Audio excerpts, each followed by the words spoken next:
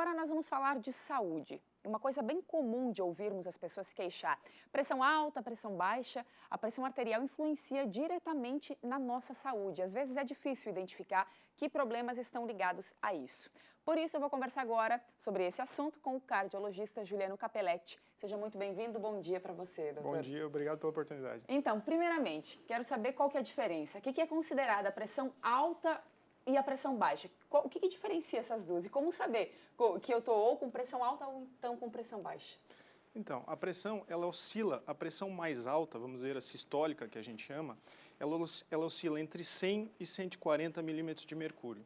A pressão baixa, que é a pressão diastólica que a gente considera, ela oscila de 80 a 60.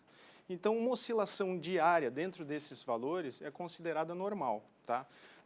A pressão alta, ela dificilmente dá sintoma. Ela dá sintoma quando você está numa crise hipertensiva. Aí você sente aquela dor na nuca, você sente aquele mal-estar, aquele tontura. Aí sim, mas aí você está numa crise hipertensiva. Aquela pressão menos, vamos dizer assim, entre 140 e 160, não chega a dar sintoma e a pessoa está hipertensa, podendo levar a alguns problemas de saúde, por isso consultar o cardiologista.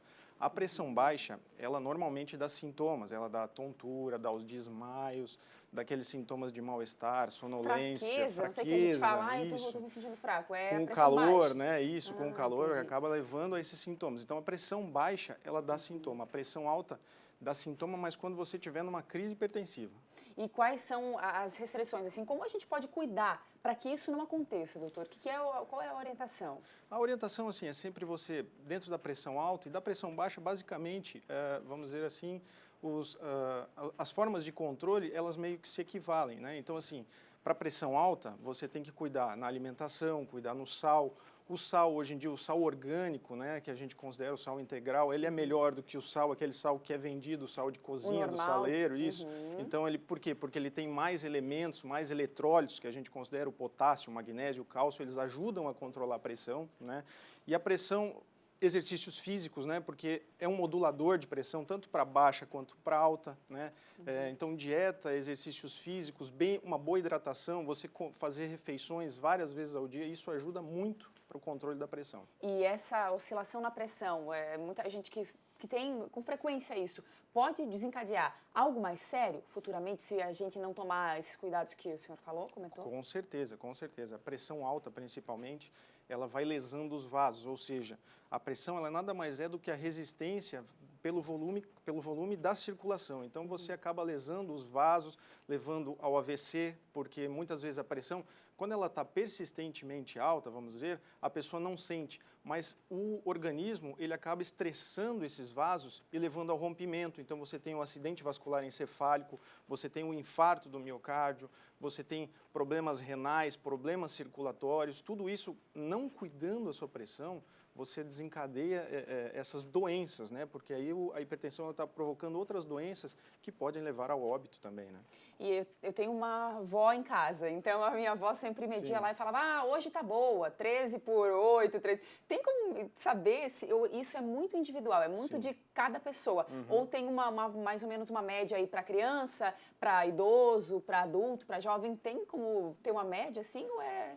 O que você busca é o 12/8. A pressão 12/8. 12/8 seria? É o ideal. O ideal. Né? É o ideal para o adulto, é o ideal para o idoso, é o ideal para todos. Mas no idoso, hoje em dia, a gente sabe que a gente pode ser um pouco mais permissivo. Por isso, essa oscilação de 100 a 140, você entendeu? De pressão sistólica, né? Então, o idoso, ele acaba, vamos dizer assim, você modulando ou tentando chegar a um valor que para ele fique bom dentro desses parâmetros, né? E não ocasione sintomas e você tenha um acompanhamento cardiológico, né? Um acompanhamento com o seu cardiologista, fazendo exames de sangue, fazendo exames de imagem para sempre estar vendo se isso está bom para o paciente. Conversando, né? Logicamente, dentro do consultório, sabendo como está, quais são os sintomas e tudo mais. Eu falei agora de idoso, porque geralmente eles cuidam bastante em relação a isso. É ideal, a minha avó mesmo media pressão aí, sei lá quantas vezes por dia para saber se estava tudo ok. Sim. É ideal a gente ter esse monitoramento? Nós também sempre fazermos esse monitoramento da pressão? Com certeza. A pessoa que tem uma pressão normal, considerada normal, é indicado medir ao menos uma vez por ano, né? Você, bela, assim, com a faixa etária jovem, né? Então, assim, sempre está medindo uma vez por ano para saber como está, porque, como eu disse, muitas vezes a pressão alta, ela é assintomática, né? Agora, sim, o idoso, ele tem que medir regularmente essa pressão, principalmente os pacientes hipertensos, porque muitas vezes você...